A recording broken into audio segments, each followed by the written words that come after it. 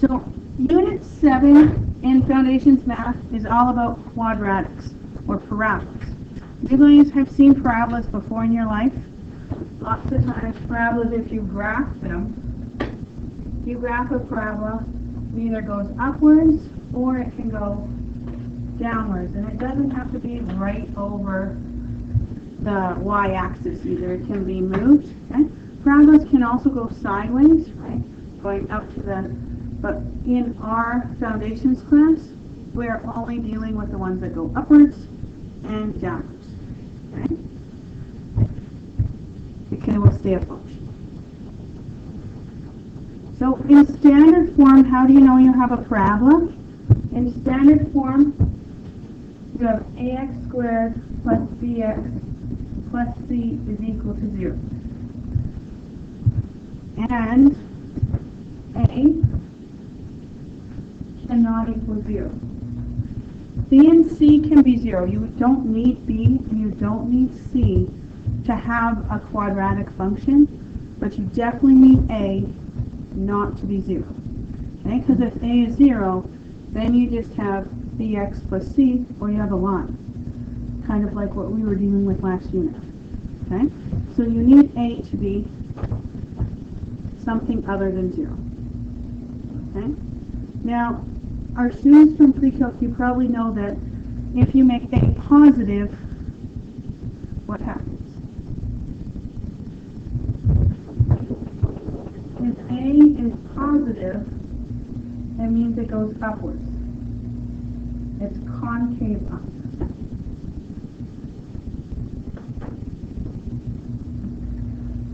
Okay. And concavity or concavity is just a way of saying like the circular form up or the circular form down. Okay? So if A being positive means concave up, that means A being negative, this means concave down.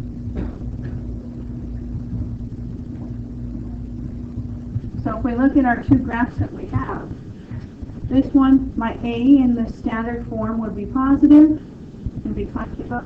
This one would be where my A is negative and concave down. Okay? That's basically what A tells you. Also, the bigger the A, the skinnier the parabola, the smaller the A, like the fraction form, like 1/2, if A is 1/2 or 1/4, the fatter the graph will be. Okay? Now, all that B does, B moves the axis of symmetry, basically, is what B does. Do we know exactly how it moves the axis of symmetry? Not really in the standard form, but it definitely does. Okay? So B just moves the axis of symmetry.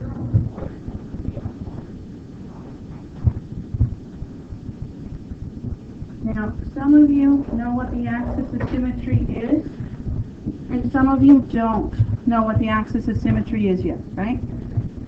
Do you know what it means to be symmetrical? If someone says your face is symmetrical, it's the same at both sides. You cut straight down the nose, right? In between the two eyes, you cut absolutely straight down. And if it's equal on both sides, the eyes are the same distance apart from that middle line, you're on the same height line, your face is symmetrical. Well, in these parabolas, you also have a line that you can cut down.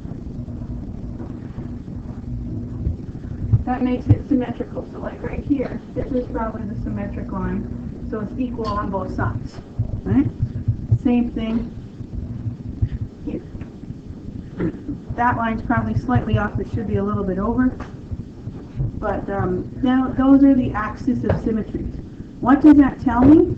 If I know this point right here is 5 blocks over there, that point that's horizontally across here is a distance of 5 there. So if this center point was 3, it shouldn't be 3, let's say 8.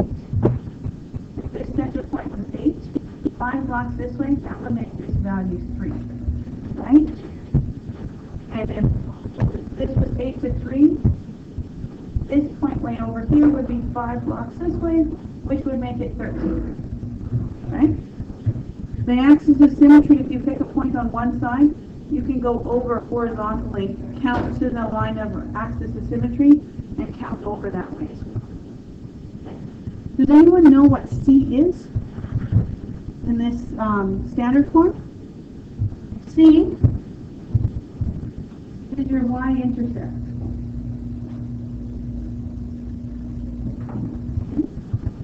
So whatever the value for C is, you put a value in of 0 for x.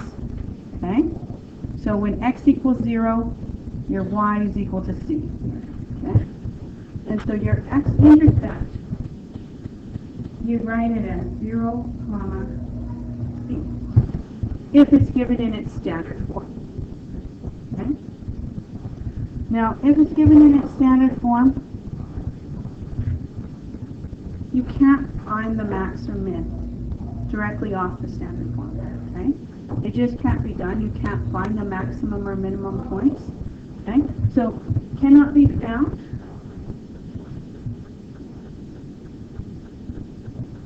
Unless you graph this.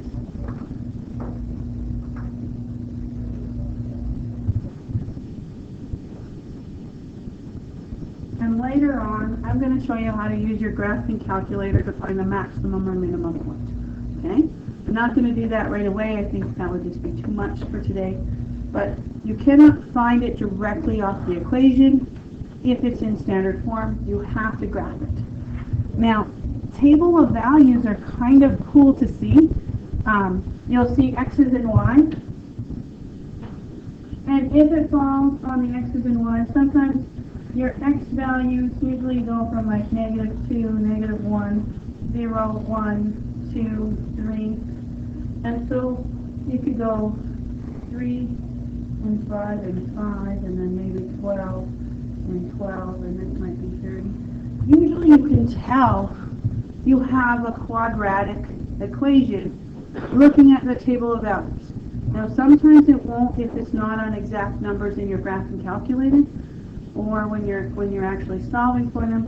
But a lot of times if you look at your y values, here's going to be my vertex my 1, 3, because my y values go 5 and 5, 12 and 12, 30 and I can guess that at 4 this one will be 30 as well, right? As long as it's a regular curve. Okay? So just looking at tables of values, you can see whether or not you have a quadratic formula or a quadratic equation, as long as it goes out equally. Okay?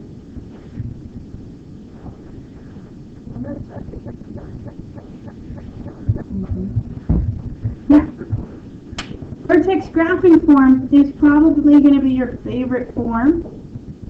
Does anyone know why it's probably going to be your favorite form?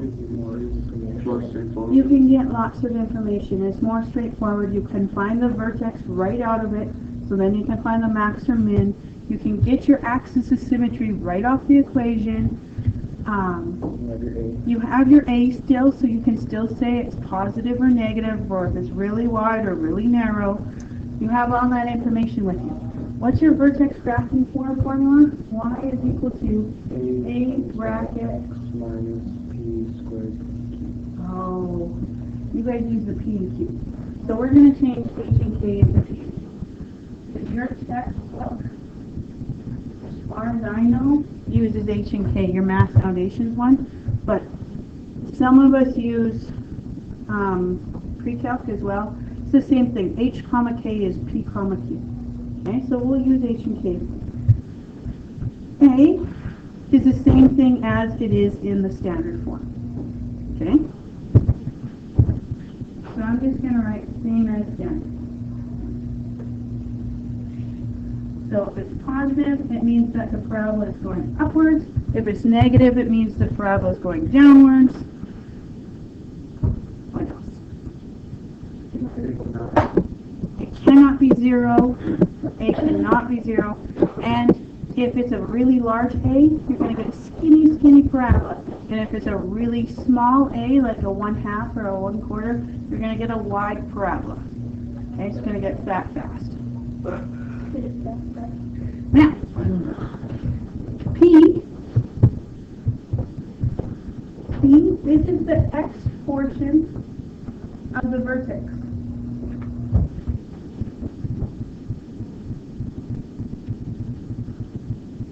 And Q is the Y portion of the vertex.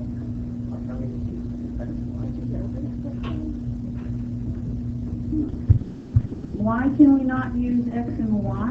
Because the formula already has an X and Y, and that's to no particular X and Y point in that equation. Okay?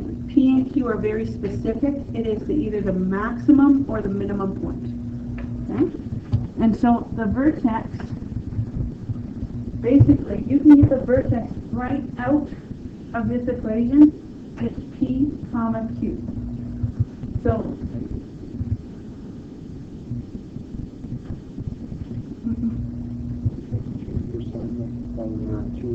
you'll change your sign when it comes out. It's a positive P in there. And this is a negative P in that formula. Okay? So I'm going to go for words. I'm going to go not for words, for numbers. So if I had an example of y is equal to 2 bracket x minus 3 squared plus 5, my P is a positive 3 and my Q is a positive 5. And this is probably the number one mistake in vertex graphing form, because people say, that says negative 3, but that's inside the brackets and it says x minus 3. So to get it out, you have to add 3 to the other side, right? So to get it out of the brackets, it's actually positive 3, okay? And so if it was a positive 3 in the brackets, to get it out, I would subtract 3, okay? So it's actually the opposite of what it is in the equation. And so its vertex is 3 comma 5. Now, if I were to rough sketch this thing, you guys, without really looking at any other points, I could just line 3 over, 1, 2, 3, and 5 up, 1, 2, 3, 4, 5, and that's my vertex right there. Am I going to go upwards, or am I going to go downwards? Upwards.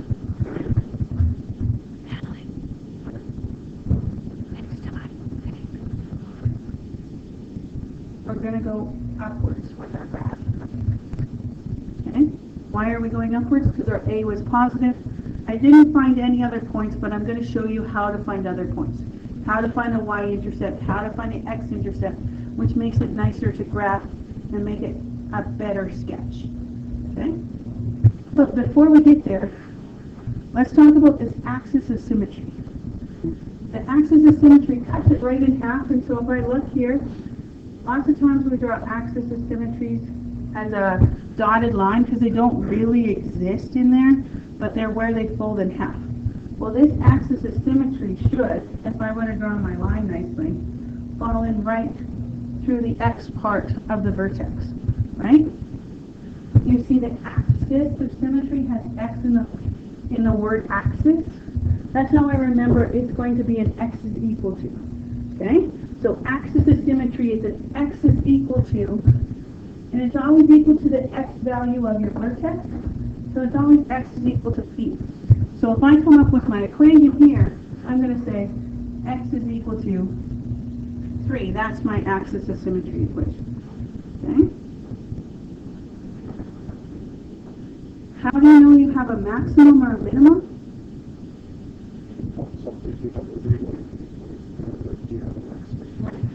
So he said, well, if my parabola goes upwards, I have a minimum point, right?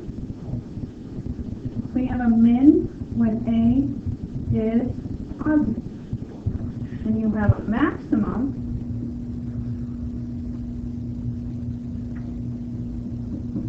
when A is negative. Now, knowing that, min and max are going to be y values, right? Because y goes up and down. Which one is going to be the maximum or minimum of a parabola? The highest or lowest, the y value of your vertex. Because your vertex, and everything I've drawn, is either the highest or the lowest point, right? So your minimum and maximum is going to be always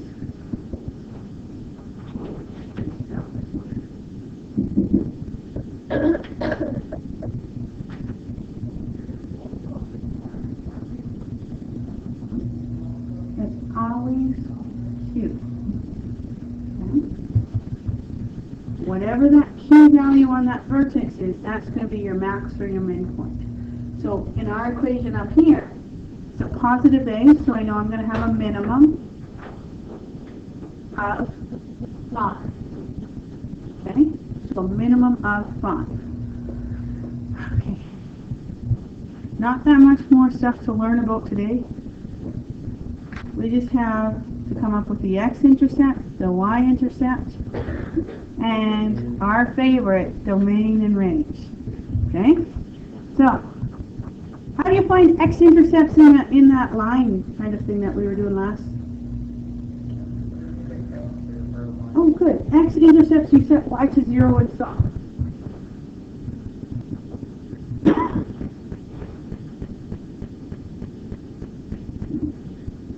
How do you find y-intercepts? Set x to 0 and solve. We'll do these on a couple examples later on, okay? Now, does anyone know what domain and range mean? I'll make you joke. Students are going, yes, yes I do, and I don't like it. Domain and range are very easy once you catch on, right? It's just to get used to how you write them and all those other fancy things, right? So you have to use fancy brackets. I'm not even great at drawing fancy brackets, but they're like the really squiggly ones, something like that. You notice every time I draw one of those fancy squiggly brackets, they never look the same. I try to get matching pairs of them. I can't, okay? It's just the way they are. But you write them in squiggly brackets, and then you write a statement. So if I'm going to talk about the x value, I'm going to say x, and then such that. So that big line means such that. So this is x such that. Now, if we look at all our parabolas that we graph that are just general equations, they continue on and on forever. They have arrows outwards and upwards or outwards and downwards. So guess what? Your x values continue on forever. So most times we say x such that x is an element of the reals. Okay? And that's it. Now, if we're dealing with some situational thing, then we have to think about it. Just like thinking about whether we're dealing with whole numbers or integers or real numbers, and whether or not you can have negative ones and stuff like that. So like, for example, if we're doing some sort of time thing in our word problem, can you have negative time? Usually not. So you start at 0 and go to a certain time. And so then you'd have to put it in between two numbers, like you have in the past, but we'll look into situational things way further along. Okay? Right now we're just looking at equations. So we're going to say, usually your domain is always x, such that x is an element of the real. Okay? And we'll carry on into domain a little further into word problems. Okay? Your range is a little more fun, but it's still very simplified. Y such that. Okay? Now, in this picture, are we using all my y's? No, we're only using the y's above this point, right? We're using all the y's above here, right? What's this point down here? That's my vertex, right? So guess what? Your y values, if your a is positive, are greater than your vertex point, okay? So you're either going to say y such that y is greater than or equal to an element of the reals, or you're going to say such that y is less than or equal to q. Y is an element of the reals. Okay? Now, I'm drawing my reals as two lines and an R because that's the really fancy mathematical way that looks like superbly smart. Okay? Now, can you draw a regular R? Yeah, you're welcome to draw a regular R. Okay? So, when we look here, I'm just going to put the y section in front of here. This is when A is positive, and this is when A is negative. There's really only two cases, right? If A is positive, all the y values go upwards, and if A is negative, all the y values go below. They're lower than. Okay? Is this okay? You feeling all right? Let's put some of this into practice, okay? I'm going to need one or two. I think I copied like 3 out, but we'll see how we're doing. I want to show you a few, okay? Now, I used H and K again, so we can come in here and change this to P and Q. So this should look familiar for lots of pre-calc students. Okay, I don't know how in-depth you went into the vertex graphing form, but we're going to go into it depth. So the first thing I want you to do is, when you look at the equation that's in vertex graphing form, because that's all you're getting kind of right now, you're going to get vertex graphing form. The only thing I need you to do with standard form is to know whether it's quadratic or not.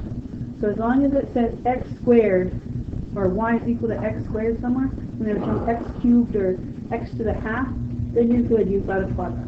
Okay? The big thing is learning how to graph vertex graphing. So, out of this first equation, can you find the A, Morgan? So, I'm just going to write, this is the vertex graphing form, y is equal to A bracket x minus p squared plus q. And that formula I'll give you, okay? You don't have to memorize it. So what's the A? The A value is 2.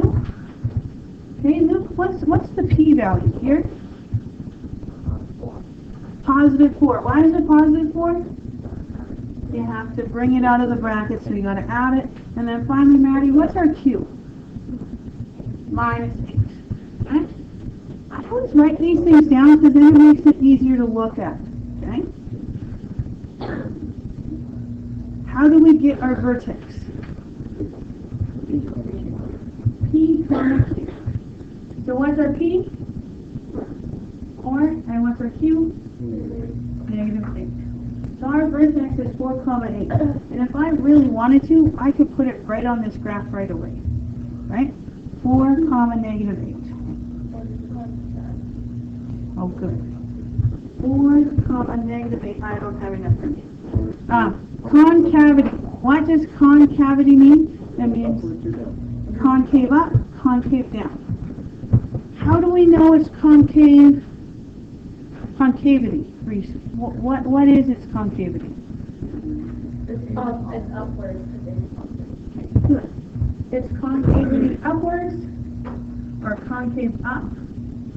And it's just because A is positive. I'm just going to put the reason beside, just so that we can look back in our notes and have that there for us. Okay. Now our axis of symmetry.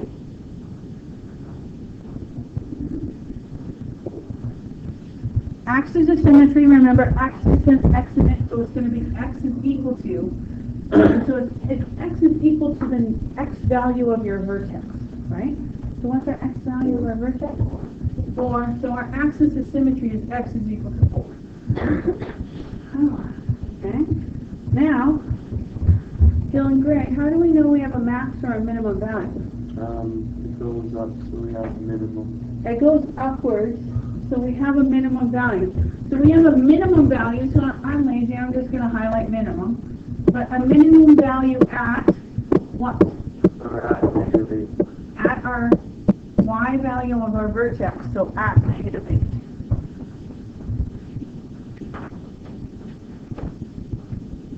So the next step is to come up with our x-intercepts.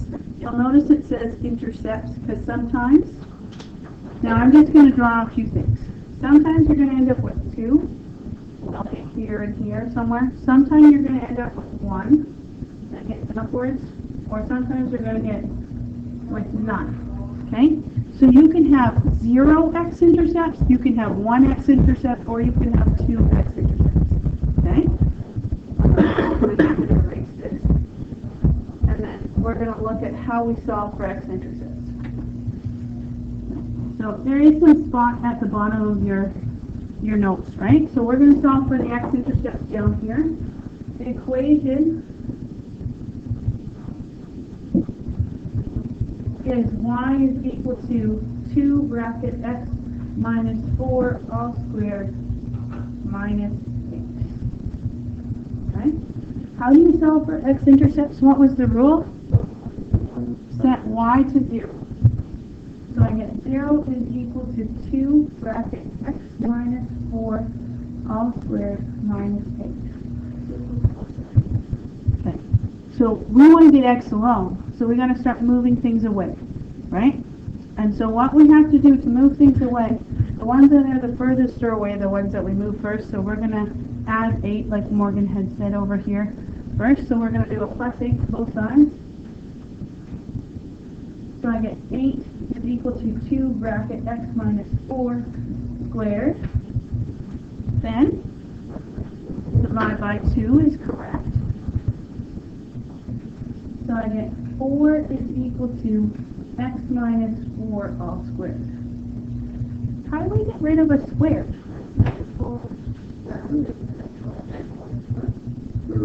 We take the square root. Don't expand it. Okay? To get rid of a square, I would take the square root because I've got the square root all by itself on the one side. Okay? So if I take the square root, what's the square root of 4? Now,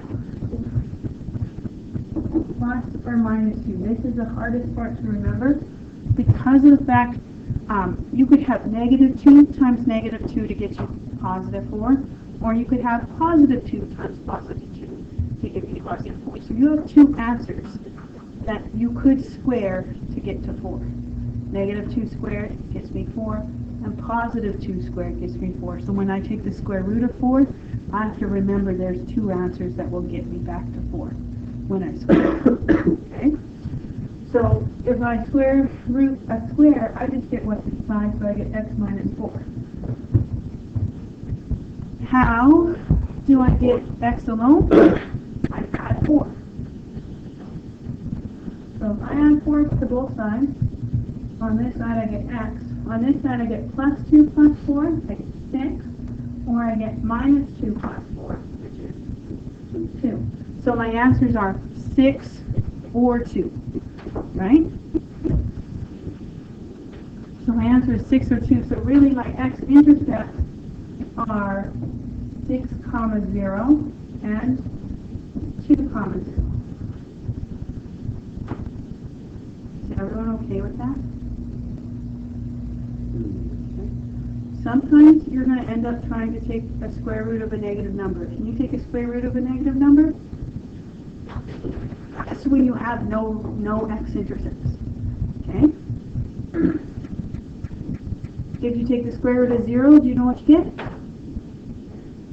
No. Can't do it on your calculator. Square root of 0 is nothing. So then you end up having 1 answer. Okay?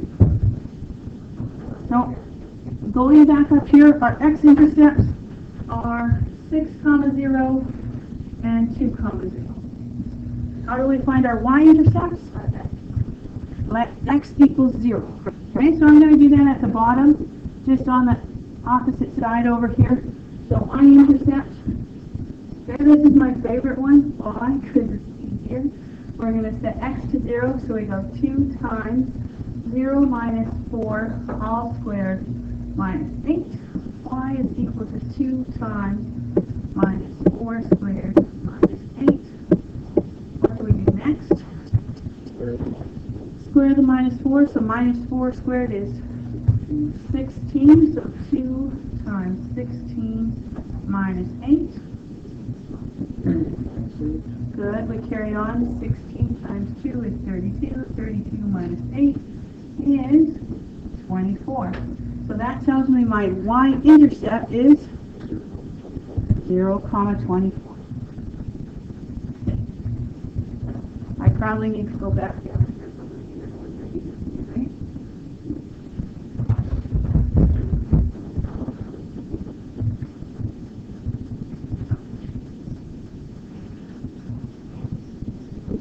It's way up there. What? It's way up there. So it's way up there. So if the y-intercept is at 0 and 24, we could count over. What's our vertex?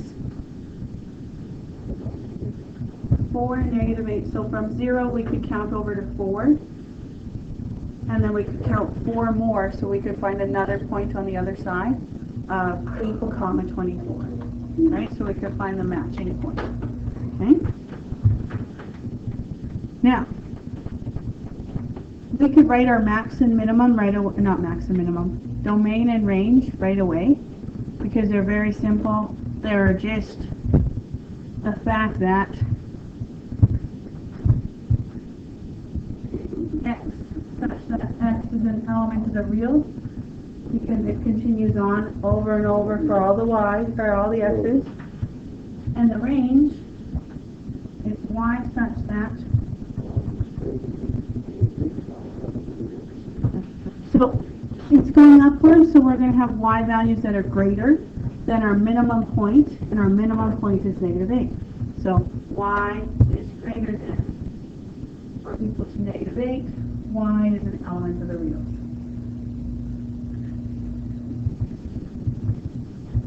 Now, you guys did table of values before with Mr. Saul. Or maybe Maddie did with Mr. Mrs. Can't remember. Okay? What do you do with table of values? You fill out an x value, so like x value is negative 2, negative 1, 0, 1, and 2. Okay? Now, here's my issue. Don't write that in yet. Sorry. Will this get us around our vertex? What's our vertex? 4, negative 8. So I want to jump around. But I've got to think about what I'm putting in for my x now, right? Because I want to jump around. So I stick 4 right in the middle. And I go 4, 3, 2, and then 5, 6. Right? Now we already know that the x-intercepts are 2, 0, and 6, 0. Right? And we know this 4 value is negative 8. So all we have to do is put our 3 value in, right? And we basically can figure out the rest, right? So 3 minus 4 is negative 1. Negative 1 squared is positive 1. Positive 1 times 2 is 2. Minus 8 will give us negative 6. And so if they're equal distance away, 5 will be negative 6 as well. But you can double check, okay? This is even quicker than using your calculator, but you guys know how to find your table of values on your calculator? Yes, no, maybe? Let's just look at it. Okay, so pull out your graphing calculator for me.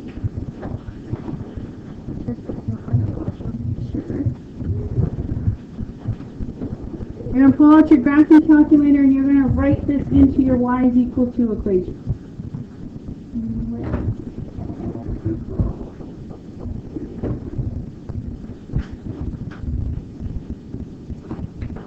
So to get to your y is equal to, it's just right up here in that top corner.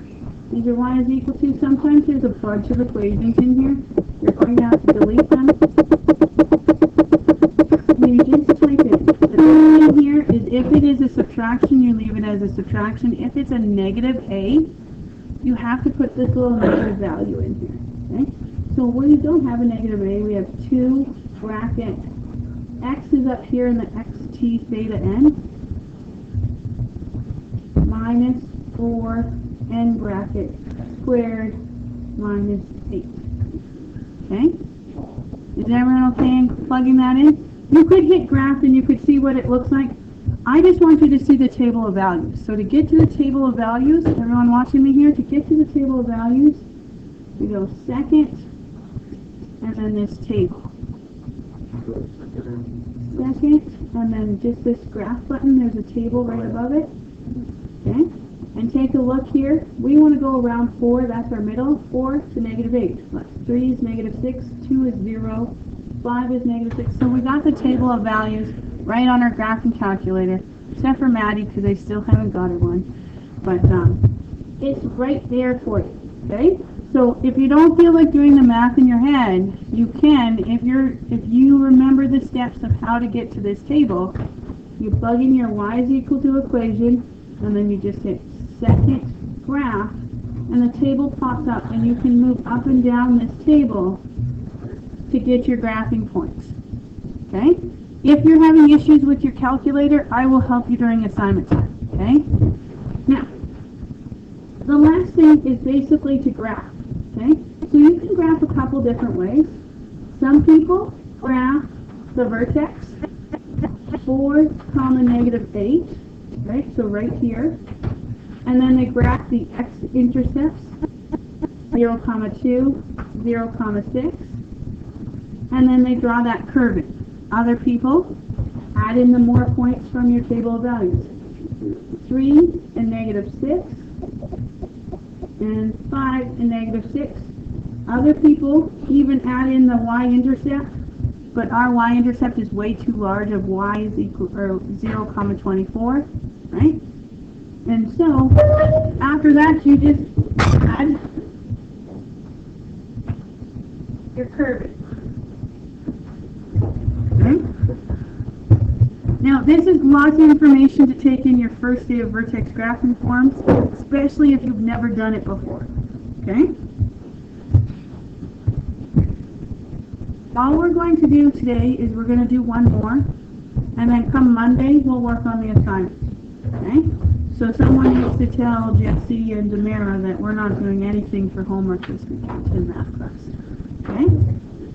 So let's take a look at this next example here. Okay? You can change your P's and Q's again if you want. And we're just going to do this next example. Okay?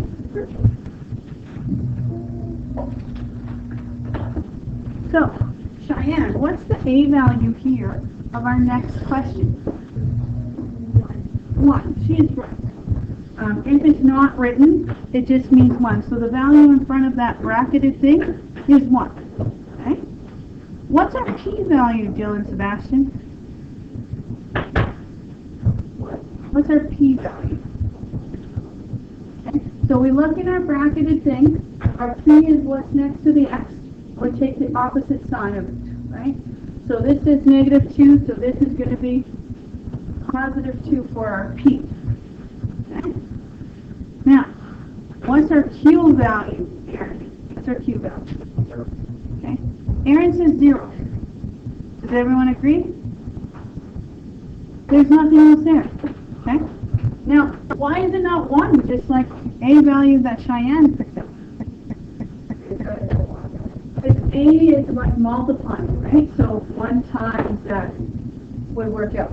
But this is like saying plus 0. There's no plus 1, so we can't say it's 1. It's saying plus 0. Okay?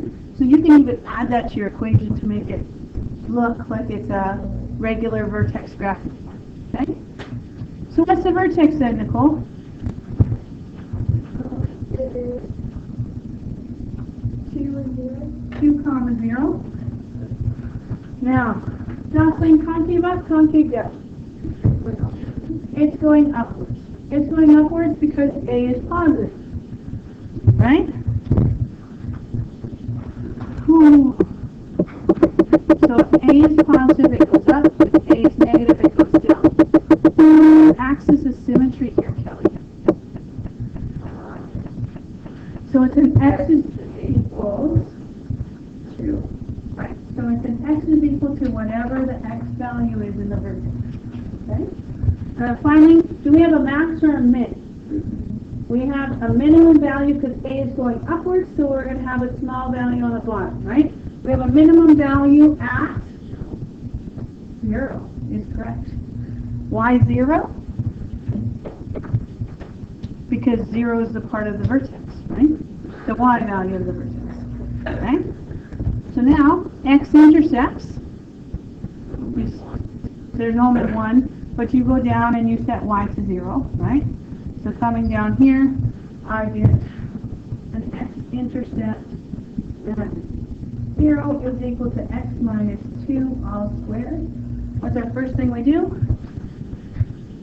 Take the square root. What's the square root of 0, Luke? 0, right? So we get 0 is equal to x minus 2. So we add 2, so we get x equals 2. So the point is 2 comma 0. That's our vertex, is it not? Okay, that's our minimum value. It's our vertex. So we really, when we found our x-intercepts, we didn't find another point or another 2 points, so we really only still have a 2 comma 0 point on the graph. Okay? How do you solve for y-intercept? Set x equals to 0, so I'm going to do that as well. Y-intercept, we set x to 0, so y is equal to bracket 0 minus 2 squared. So y is equal to 4, so our point is 0 comma 4, right? So now we have 2 points. Okay?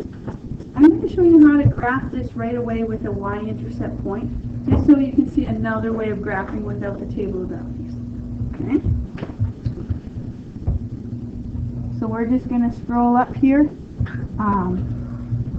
The y-intercept was 0 comma 4.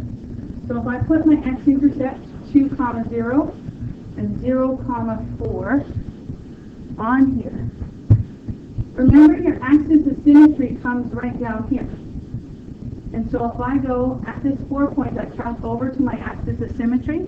That's 2 over.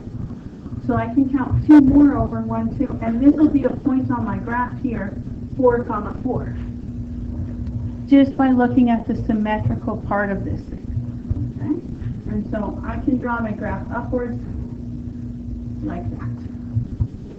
Okay? Setting domains for parabolas. Does anyone remember the domain? Okay. It's always going to be like that unless you're dealing with a word problem or they tell you something different. But other than that, it's always x such that x is an element of the reals. What's going to be our range? Y such that y is greater than 0, right? And y is an element of the reals. Now, I just want to make sure everyone feels okay because of the fact that some of us are behind and some of us are ahead because they're in a different class. It's okay, we're still going to take it slow. Okay? Thanks. Come Monday, we'll work on some questions that deal with this. If we were going to use our graphing calculator to find the table of values, what number would we center around? Not 0, x equals 2. Center around the vertex x. Okay?